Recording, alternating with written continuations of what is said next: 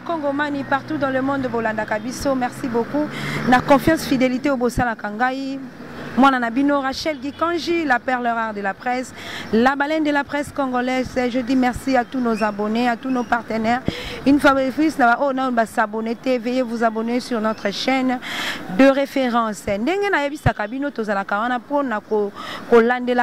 L'actualité de l'heure. Nous allons parler avec un combattant, un homme politique, un analyste,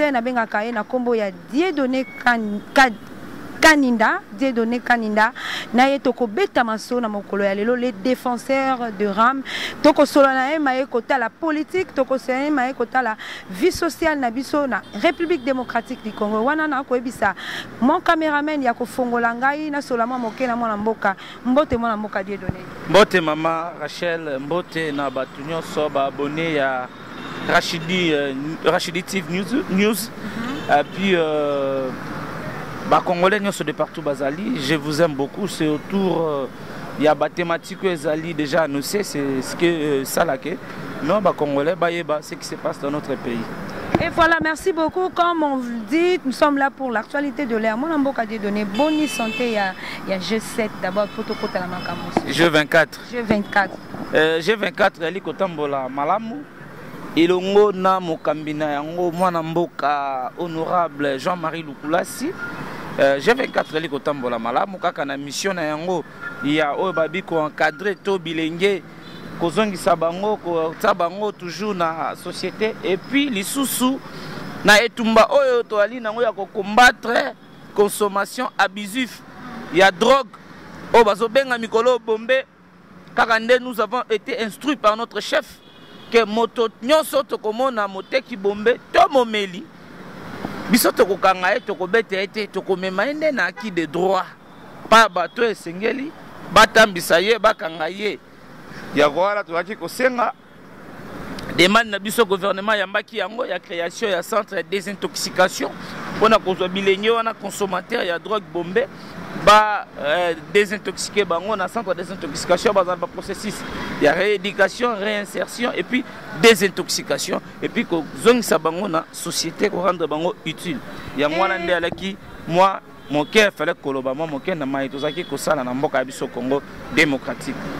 Et longo na bino G24 eko tambola malamu poto komona penza ndenge ezalaki bato na nzela ba ko mela lisusu yango te poto komona pe bato ba ko tambola tende ezalaki bato ba ko kanga mesika moko to moni ke mwana mboka Lukulasi on peut aussi lui dire que to betela ye maboko na likambo yango wana ako réussir. Il mérite des applaudissements de l'ensemble de la population quand on sait Pambate Azali moponami oyo atikala mingi na peuple na population parce que teba ponomi mususu bakota kuna intérêt à Jeep, intérêt à Libumu, intérêt à ye moko personnel mais ye ali na intérêt à peuple ali proche na population mosalo ya ye kobundela ba mboka pe koluka kozongisa mboka na tout droit dans les rails yango wana PCP longoni mingi na mission ya ali kosala kobongola bakulu na wala gilobi moto na machette kozongisa moto et ali mission moi mo kasi oyo bapesa ki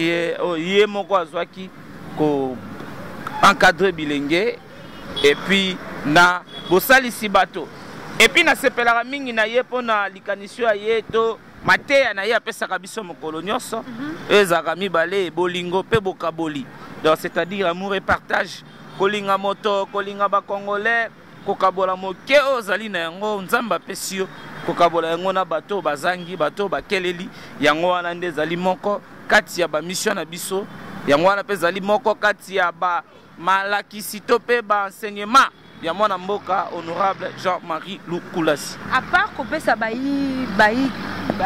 jeune la jeunesse quoi.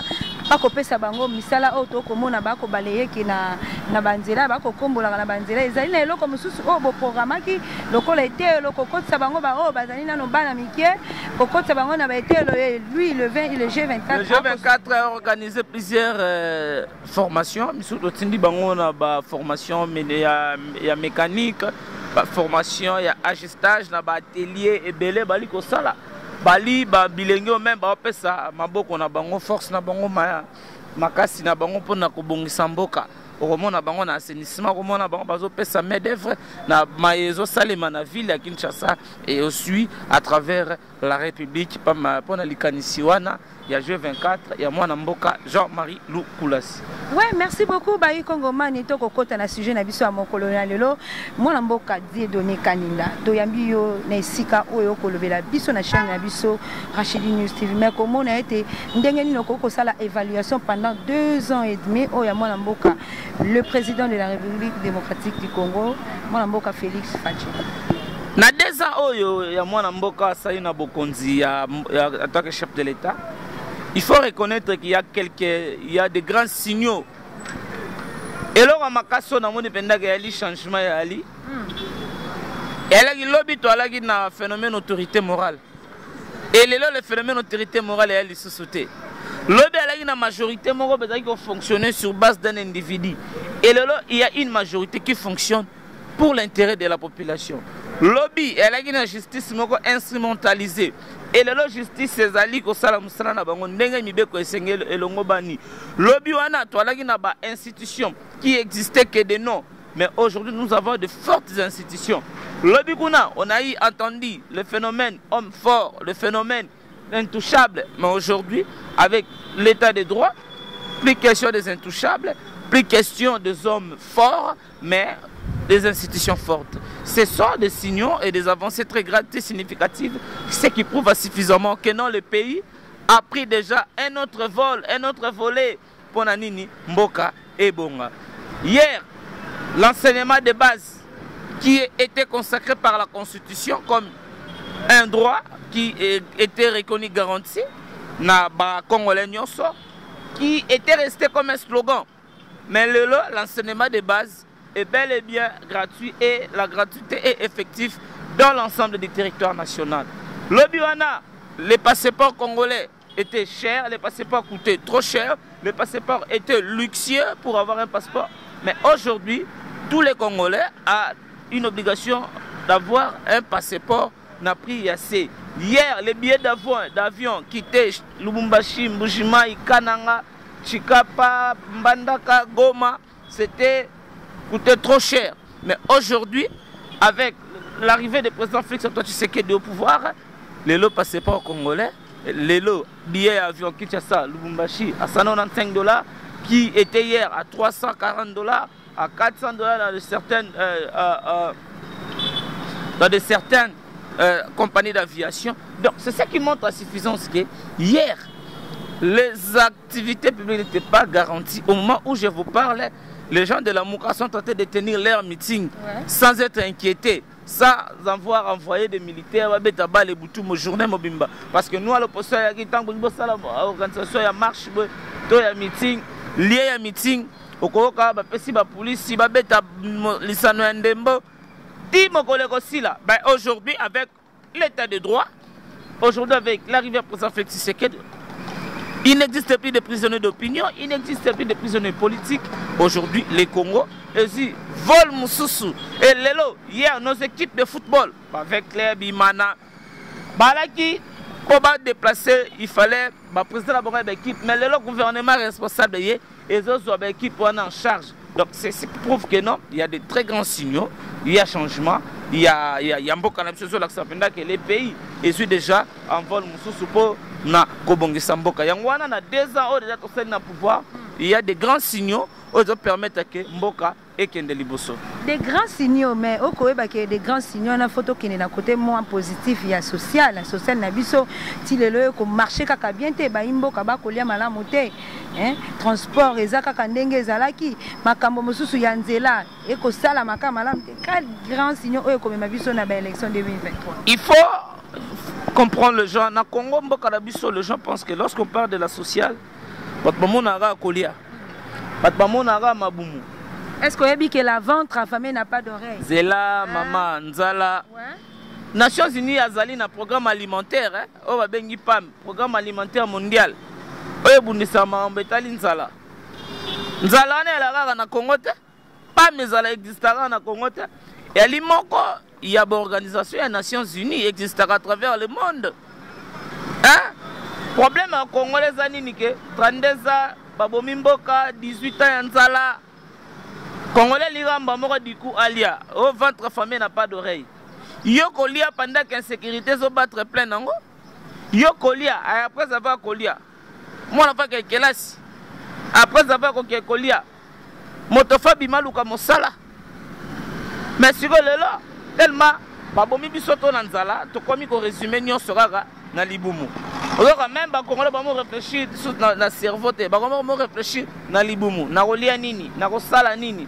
C'était ça mission régime passé à Kinango, détruire l'homme congolais, réduire les Congolais au rabais, réduire les Congolais à niveau de ça fait très mal. T'as le chef de l'État en 2019 a saigné na ba Congolais bazana à l'étranger ba diaspora bazonga na mboka. Mais faut voir ba réponse à bandeko. Monzo Alex Mousouni. Mousouni na mboka les adore. Vous voyez les gens que ba réduire leur vie pour na marambetali kolia. Biso tobi de kolia, oui, c'est bien bon, mais kolia a priorité pour les Congolais. Hein? Votre famille n'a pas d'oreille, oui, mais nous avons des priorités, Les gens meurent à l'est de notre pays. C'est une grande priorité. Il faut restaurer l'autorité de l'État dans l'ensemble du territoire. C'est une priorité. Yolingi Skoba, Papa Sabino Biloko pendant na Ituri, na Beni, Butembo, Ruchuru, Batuba continue kokufa, Yoliaka. Yolingi, insécurité, ezonga na kivile Kinshasa, phénomène Kuluna, en pleine kivile, Batouba liaka, Yoliaka, Kuraba Baterokisa Batu. Yolingi Yoliaka pendant que l'administration publique est détruite, Yoliaka, Yolingi Yoliaka pendant que Banzela est athée, mais Yolingaka Kolia. Le social n'est pas seulement Liboumoukolia, mais gouvernement Sanganaki, na conseil des ministres. Par le biais, il faut quitter ça. Biloko ba prix à première nécessité na ba wenze. Cantine publique na ba camp militaire. Les a déjà fandi. Lelo na ba soda nzale sili. Li solo ya nzale li solo ba ko 600 na 1 mois. Bukanga lonzera so pende salaka musala nango. Parce que na Congo tozana batumo ba innovera trop. Ingénieur agronome ya makasi na kokoko mutaloni masango no bukanga lonzo ke bota université na biso Congo. Ah, mais beaucoup qui peut kokanga. Tozana mbisi mboka matata poni à se défendre jusqu'au mois le pinière. Tozana ebale ambisi se kufa na vieillesse. Ce que tu prétends que mbisi était sans bateau de pêche. Il faut commencer d'abord par acheter des bateaux de pêche. Dans une zone nazo pesa yo quelques mois.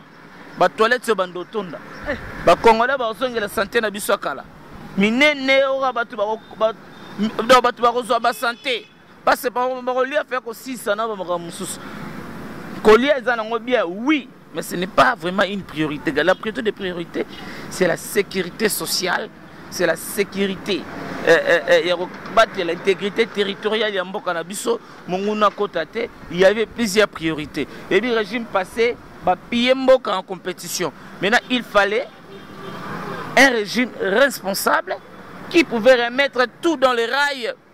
Déjà, Moussalo, IGF Osala. Beaucoup de gens pensent que l'IGF est une invention et actuel régime. L'IGF a été installé depuis l'ancien régime, depuis Mobutu. Mais sous Mobutu, on ne parlait pas de l'IGF parce que sous Kabila, l'IGF n'avait pas de l'impact. L'IGF existait. Pourquoi? Parce que c'était des gangstérismes au sommet de l'État. Parce que pourquoi? C'était les hommes forts au sommet de l'État au lieu de faire des institutions fortes. Pourquoi? Parce qu'il fallait qu'on soit battu. Dans le NEA, au PCN a sommet à l'État, il s'est permis de tout faire. Yoki depuis IGF et Banda, Oka Subato Wazaro Yemba, Akabaka Saba Sengae, Oape Satalate, Batouana Touba Sila.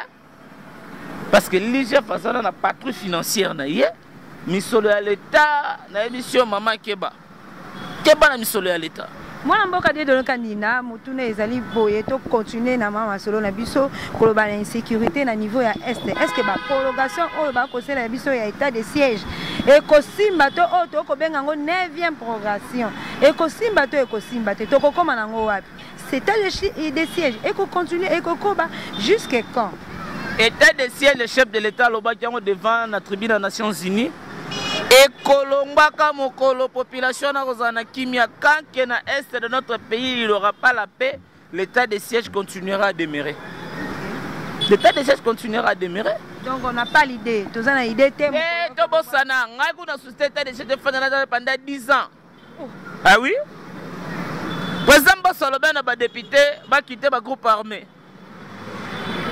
Et ba révélation bi makuna. Révélation. Ah ba révélation très grave. Et na batuba na Kinshasa ba tirer des ficelles ya bitumba na est. Ba omona ba tonga bandaku ba nourrir ba famille omona mutako na 15 copines.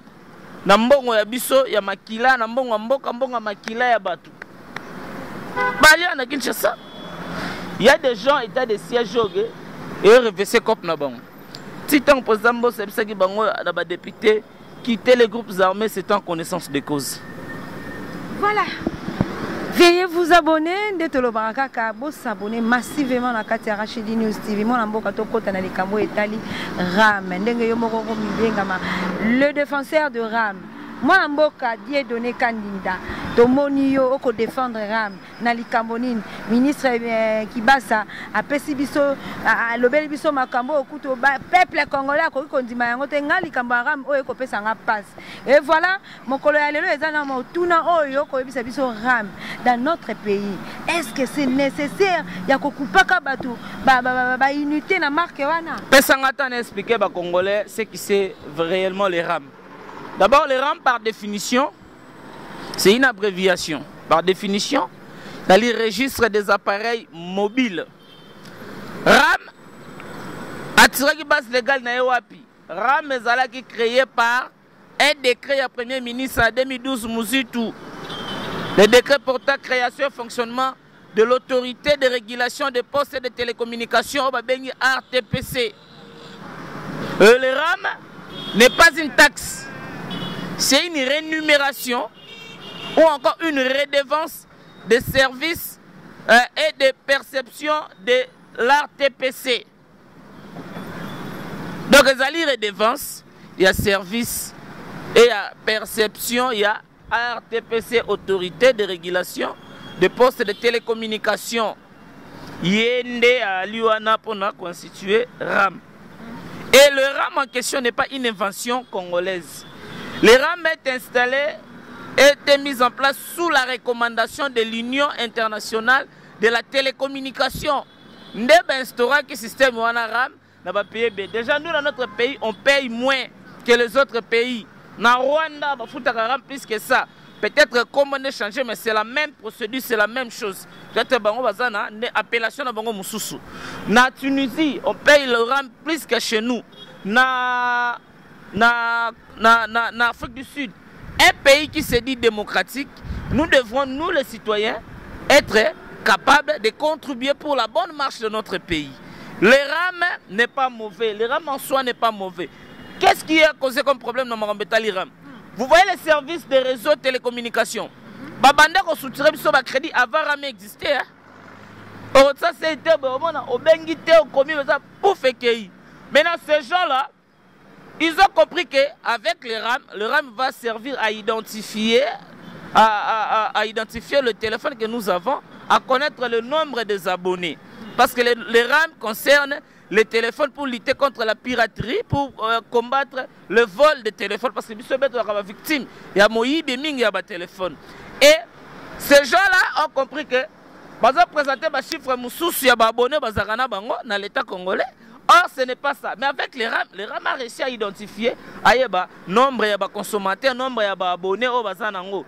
Yango wana batuana, bazo lukasikoyo, ba pousser la population en révolte, ba tombora pour supprimer RAM, pour ça supprimer RAM et bomela bango cop, pour ça ba RAM et tsikale bomela bango cop de soto kaka. Et voilà pourquoi ils se lassent dans des histoires un peu banales parce que décision Yaram a été prise par le conseil de ministres. Ce n'est pas l'invention des ministres Kibasa qui s'est réveillé un de ces 4 matins. Il dit non, voilà, vous allez commencer à payer les RAM.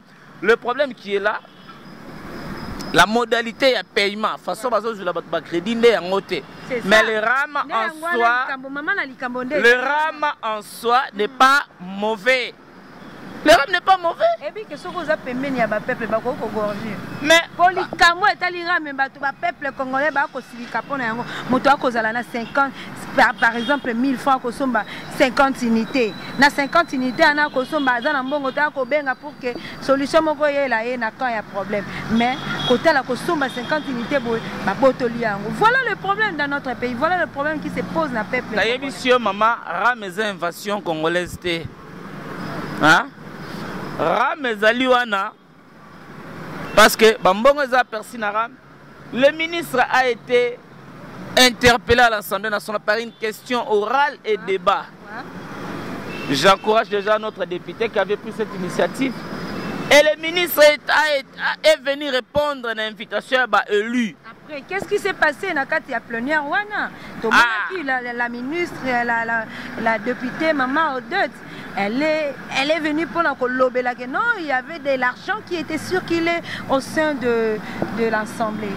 Elle devait avoir des preuves hein, pour avoir porté ces allégations. Là, ça n'engage que lui. Dire que non, il y a eu de l'argent qui a été circulé. Je ne suis pas de ceux qui parlent de choses sans précision, sans de preuves. Ça, je n'ai pas de preuves. Je ne sais pas l'argent circulé. Qui avait fait circuler cet argent? Je crois le débat sur le RAM, le ministre a été interpellé au Parlement. Il a expliqué la représentativité nationale. Moi, c'est que j'avais constaté qu'il y avait un complot contre le ministre. Il y a eu des gens qui posaient des questions qui n'avaient même pas... qui n'avaient rien à voir avec les Roms, en fait. Parce que l'honorable Mayoka, il a constaté, il a sollicité ce débat. Il a sollicité parce qu'il y a eu des députés qui posaient le même problème. Qui faisait que répétait plus de 76 députés qui ont demandé la parole. Les mêmes personnes parlent la même chose. Mais on a déjà compris. Oh non, le ministre a dit que le RAM soutient la gratuité de l'enseignement. Non, le RAM ne finance pas. Le RAM est là pour accompagner la gratuité de l'enseignement. L'argent perçu par le RAM nous permettra d'installer le Wi-Fi dans nos différentes universités. L'argent sera perçu par le RAM va nous permettre d'installer le Wi-Fi dans les différents points chauds de la République. Dans la place... Pendant que les peuples congolais sont en train de souffrir, pendant que le peuple congolais a collé la nana, sous courant, et tout comme maman, souffrance c'est ça. Le rame là, et il y a le sous courant, kobakisa likolo ya oya ba congolais bazali nango. Problème des ali wana mwana. Non, maman, biso tout opéaka, on va dire redevance.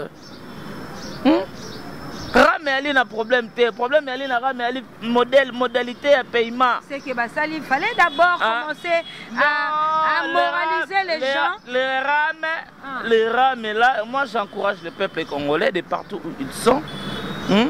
Batika koyoka yoka na matoya bato tobengaka ba opposé.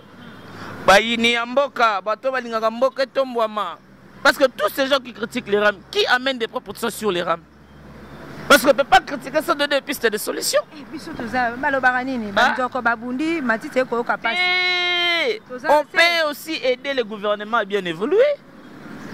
Hein? Les ministres qui ont été traités de tout, d'escrocs. Il y a même certaines personnes qui ont instrumentalisé certaines jeunes dans le mouvement citoyen contre l'excellence. Donc, ce sont des choses que les ont aidé à développer.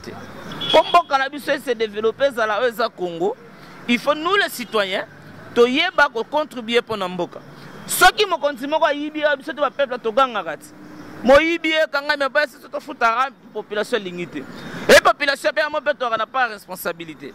Ceux qui me continuent à yibia, mais ceux qui députés vont y appeler sur le sopolé sur voter, c'est une forme de la corruption.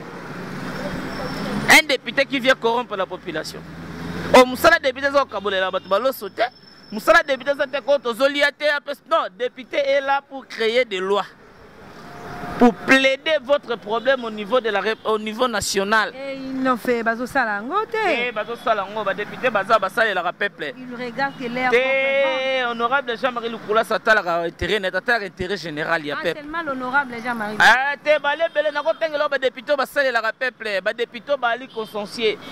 Député Baza pour intérêt à peuple. Député à Koluka Jip, député à Koluka humilité. Aïe, on n'a pas salé la peuple. Bali. Parmi les 500 députés, Bali. Conclusion pour le RAM, moi, je vais donner pour éclaircir Bato Siko, pour base à la vraiment, Imboka base à la conscience.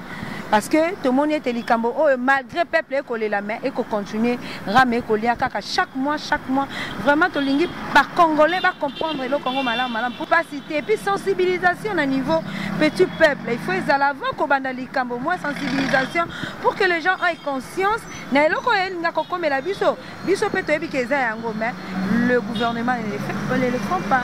Écoutez, oyebi Namboka na biso Congo excusez-moi. Biso ba Congolais na culture à lecture et tout ça na ngote. Balobaka Congolais so lingo bombela secret tele na livre. Parce que ba livre zo kota poussière na ba librairie peso te kamate bat bazo somba te zo tanga mate. La culture vraiment de la lecture tout ça na ngote. Biso tout na Congo tout ça ba message arabe. Biso tout. Nana zo message ya ram te na téléphone. Avant ndokata biso tout même yo zo yango ignorer. Biso tout na Congo to zo yango. Mais ram ils ont souffert d'un déficit communicationnel. Là c'est ça la faiblesse. Mais cette fois-ci toutes les batteries sont en marche, toutes les machines sont en marche pour amener une campagne. Pour amener une campagne pour faire comprendre à la population ce qui c'est le RAM. Nous allons, parce que le gouvernement va d'abord procéder à la formation de l'ambassadeur RAM et c'est ça, au travers de ces ambassadeurs-là, qui vont descendre dans le riz de Kinshasa, dans les lieux publics du Congo, Baouenze, que expliquer à maman Nabiso, par exemple, Kitina Gambela, tu expliques à maman Gambela, Talaram ou Salaram. Rameza qui m'a dit de baser Sabino. On va aller mollo. Parce que tout le monde ne lit pas le message. Je vous dis, il y aura une très grande campagne de sensibilisation à RAM dans les jours à venir et vous allez vous rendre compte que non, Rameza n'a pas bête. Et bien, cela Ram n'a pas sur la TNT. Et bien, sur la TNT. 20 de temps, on annonce que non, on va quitter bientôt dans les analogiques pour entrer dans la TNT, nouvelle technologie de télécommunications, c'est quoi? De télécommunications, la TNT. Biso toi, tu as fait même de tout. Mimi, bayom de foot, c'est biso. Tax, pas la TV, là, c'était à l'époque où on était de l'opposition. Ouais. Mais aujourd'hui, avec la TNT, bah, TV va sur ceci là. Qui est ces Congolais qui s'est élevé pour dire quand même merci? Nali Suana. Qui est ces Congolais? Ndeyango likambo ya ram. Oko comparer TNT na likambo ya ram. Dabisio tangu siko ba Congomani ba comprendre. Ah, moni benanga mwana na université. A ça la TFC, on l'a préparé à na baluka mbonga ba cyber à travers l'université na wifi ofele et dès na ba recherche. Azongi na ndaga papa j'ai fait des recherches à travers l'université à travers les wifi gratuits. Na mbonga na biso ram. Mais c'est là où les Congolais font comme. Mais na ressenga à peine à bidot quand toutes ces choses-là arriveront. Peut-être le ministre Kibasa ne sera pas là, mais il y a quand même le courage.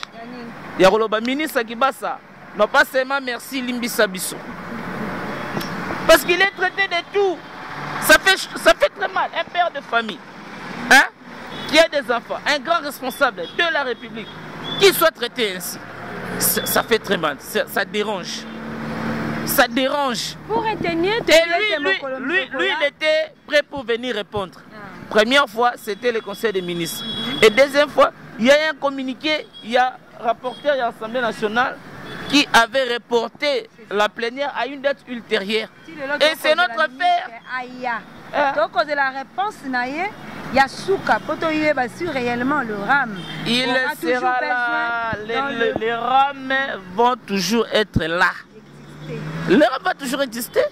Parce qu'un pays qui se dit démocratique, un État qui aspire au développement, nous, la population, nous devons apprendre à contribuer pour la bonne marche, pour le développement de notre pays, de notre nation. Voilà, merci beaucoup. Moi, je suis déjà dans l'émission. Mais avant de chuter, une question de curiosité. Comme il y a niveau de CENI, est-ce que solution au niveau de la confession religieuse et pesamité parce que tozali na maloba ya mwana mboka to abeshole bautaki kokota réunion na bango batali biso réellement makambo ya CENI ti lelo président ya CENI akoyeba na te toko kene na glissement te mwana mboka te. il ne faut pas nous prêter des intentions de nous faire dire des choses au biso tozo lobate. Dire que tozo kende. Mais dans 2 ans, il faut réaliser les camo, il y a élection. Dire que tozo kende na glissement. Il nous reste encore 2021, 2022. 2021, on achève. 2021, on achève. Nous sommes dans le 10e mois. Il nous reste 2 mois pour la fin de cette année. Et pour entrer à la nouvelle année 2022, on n'a pas l'intention de glisser. J'appelle les chefs de la confession religieuse au respect. Parce que ce sont des gens déontologiquement. Sur le plan éthique et moral, ils sont très bien préparés. Lorsque vous alléguez des faits, il faut avoir des preuves. Dire que non, va proposer pour soutenir le candidat du chef. Voilà. Dire que non, les 6 autres accuser les autres, 6 autres confessions religieuses. Voilà. Comment on appelle ça?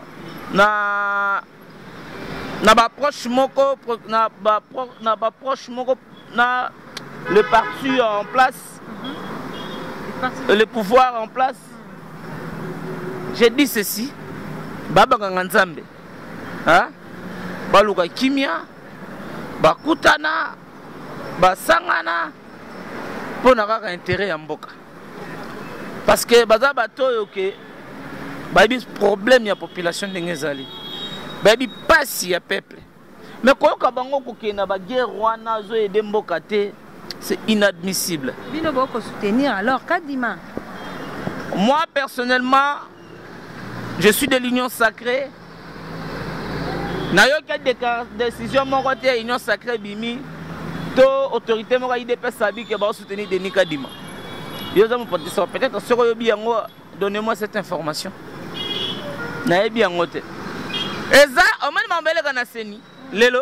Eza m'embellega na 2018. Après ma partir à Genève, bâtiment va bang élection pour bébé que va bimate. Baromio avec élection sans machine à voter. À la veille, babé sabatono, toi tu as démobilisé les gens contre la machine à voter.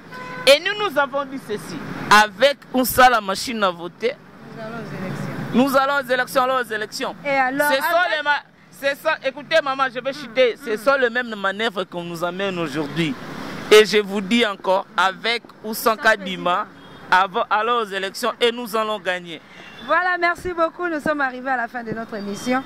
Quel est ton point de vue par rapport à meeting ya Lelo Oyo Bana Lamuka Balobi Bino Boko risqué y a sengi kaka dialogue. Moi Namboka Fayula ko senga dialogue. Est-ce que vous allez pour na yango to contre na yango? Lorsque vous êtes entouré par les gens qu'on appelle les ennemis de la démocratie, au Babimara na dialogue, on ne peut que voir ça. Et bien, ennemi de la démocratie, tout le monde parce que la démocratie nous impose la liberté, nous impose la tolérance, nous impose le choix. Et ces choix, ces choix ne sont apportés par les élections. Parce qu'il y a des gens, peuple à l'ingine bangoté. Ah bah les belettes. Oh la mo c'est là non c'est là. Namuka yina batu ebele. Azaka na batu te tika makelele maman. Oh nazo. Nabia. Tout le monde peut traîner la foule. Tout le monde. Oyeba mkolo sai c'est abimara prison. Oyeba foule sai c'est atrenaka. Plein. Mais le problème ce qui est là, transformer cette foule-là en électorat, va voter sur Gondeyo. C'est ça le problème. Le président élu. Il y a beaucoup de temps qui le dit. Ah, il y a mon dans le barak. Mais il était. Tu es bien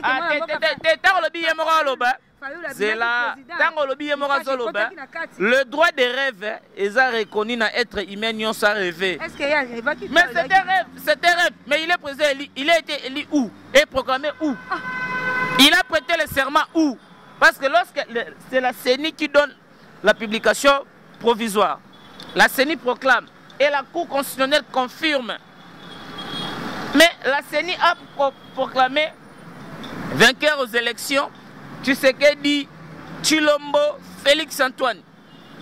Et la Cour constitutionnelle a confirmé, a validé la décision de la CENI.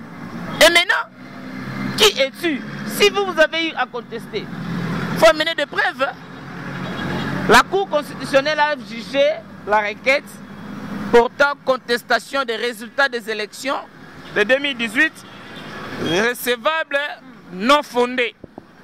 Ici, parce que recevable non fondé, c'est-à-dire il n'y a pas de soubassement. En justice, lorsqu'on parle de soubassement en justice, on voit de preuves. Parce qu'il n'y a pas de justice sans preuves. Vous m'accusez du vol, de détournement. Il faut avoir des preuves. Il y a même un principe sacro-saint en droit. Hein? Surtout en matière, il y a contentieux, il y a élection, il y a présidence de la République. Il faut amener des PV. Et les PV signés par les présidents de chaque bureau de vote et des centres de vote. Mais est-ce qu'ils ont présenté les CV? Et comment il se lève le 24 matin et se dit qu'il est le président élu? Par quelle magie qu'il peut se réclamer avoir été élu? C'est pour vous dire que la Mouka, c'est une association de gens en perte de vitesse. Yo qui va se prononcer dans Marambaram. Et puis pourquoi? Décret à Liboso pour la création de RTPC fonctionnement en haut. C'était signé par Adolphe Mouzito à l'époque Premier ministre. Mais il ne peut pas se prononcer pour Marambaram. Je te dis, la foule, tout le monde peut traîner la foule. Mais ce qui est grave, prendre cette foule, en faire de ça électorat, c'est ça le problème.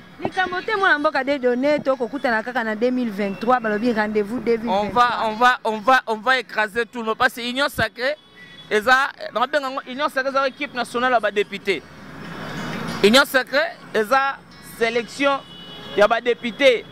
Parce qu'au sein de l'Union sacrée, nous avons le maillot jaune du Congo. Maillot jaune qui? M. Vital Kamerhe. Le député le mieux élu du Congo, il est avec nous dans l'Union sacrée. Soit aussi à Kinshasa. Hein? Le député le mieux élu, il y a Lukunga. Même liste avec M. Fayoulou. Quelqu'un qui réclame être président élu, mais il y a Lukunga d'avoir des voix. Eliezer Ntambwe a eu des voix plus que lui. Il est avec nous de l'Union sacrée. Le député le mieux élu. Hein? Député le mieux élu à Funa. Et ça, honorable Jean-Marie Lukula, c'est double brassard. Député national et provincial. Aussi honorable Véléon de Malemba. Le député le mieux élu. Aussi Christelle Vouanga. Union sacrée, c'est pour dire que l'amour est un coquille vide. L'amour il n'a pas de leader. L'Union sacrée des leaders dans l'ensemble du territoire national. Élection le lot, go! Bon, bimaté, on a des députés. Basa la meeting pour la dépolitisation à CENI. Cette loi a été adoptée, promulguée, publiée par le journal officiel. Au moins, le peuple sera boy ligam. Azela mot d'ordre. Peuple sera boy loko. Nazem sera maman Rachel Kanga date salelo. Peuple en opéka.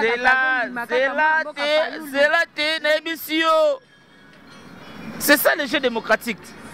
Toi tu dis que j'ai le peuple, moi je dis que j'ai le peuple. Ah bon, on va prouver de quoi vous êtes capable. C'est les élections devant les urnes. Si vous avez bateau, hein? Bateau, Tchango est tombé. Parce que l'électorat va battre Tshisekedi. Place ce qu'on est les Gambés Bimayangwana. Parce que l'électorat va sa majorité. Place ce qu'on est Toya, qui a le peuple, qui n'a pas le peuple. Tala, Tchango est ma belle Fachi. Facha Sarola na Tchango. Carte d'électeur, on va les Fachi. Président de la République. Carte d'électeur, il y a un attaque chef de l'État. Et c'est Tchango. Hein? Facha vota na Tchango. Fayoula vota na Gombe. Mabele na yeza na Gombe. Yema misala leader sectoriel. Vous comprenez? Amisala leader à quoi moro ya Tchango. Yera meeting Tchango. Stade Vélodrome et la gaete. Terrain pompage et la gaete. Terrain d'Elvo et la gaete. Ah, Libosanda kuna na tene de la Gombe qui paraît écouter. Y'a bandara marche motorisée. A rencontre la Jeep yena Muzitu. Bakena masina quartier 3. Baton d'ici batou. Et puis balo bagena. Et puis, quand on a un quartier, on a déjà belé. Alors, on a belé. Là, on avait mobilisé. Maman, c'est la fin qui justifie les moyens. On attend, c'est la fin qui justifie les moyens. Naïbisio Kangada Salelo, Union Sacrée aura une majorité écrasante pour la lisusu. Je vais toujours t'appeler dans mon plat. Ebi fait pas bina kala. Yango le la bina tandamba bina ndazako bina. Bina kala, va bina tamandambulelo. Mais il est quand même l'opposant, beaucoup bangaye. Ah, ya bakazana résistance. Aza résistance sans résistance. Merci beaucoup. Bisota tu auras une opposition, hein? On a organisé, il y a aucune marche au Bandimé la biso. Toutes les marches, les allers bon ça la tête, bisota doit marcher sera esprit de mort. Bon marché sera Gimbuta, bon il marche. Parce que terrain triomphal, parce que les policiers vont à match toute la journée. Mais on a bravé la paire. On a toujours sorti, on a réussi. Voilà, merci beaucoup.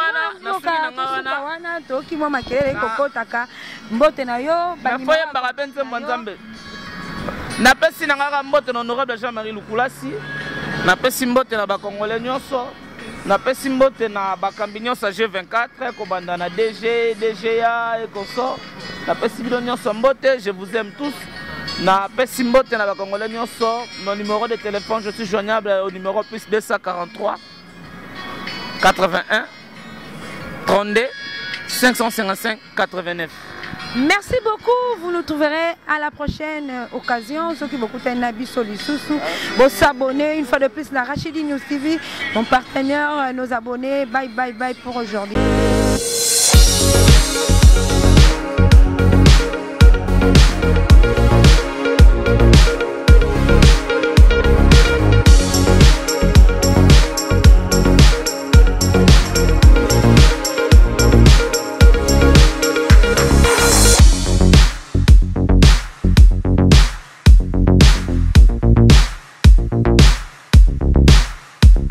Bye.